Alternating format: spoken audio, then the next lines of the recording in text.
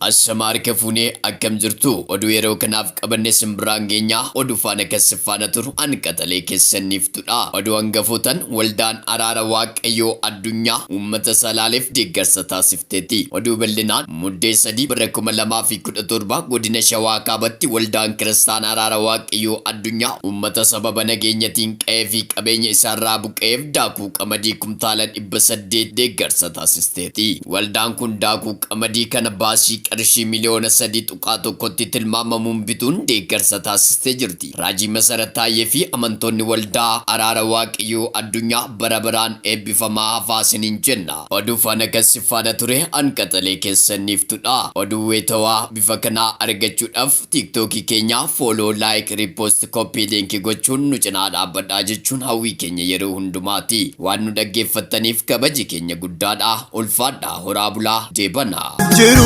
Jesus kanaka kanketi anafi Jiru Jesus kanaka kanketi anafi Jiru Jesus kanaka kanketi anafi Dibe korsa kamne ogessa kachalu namafi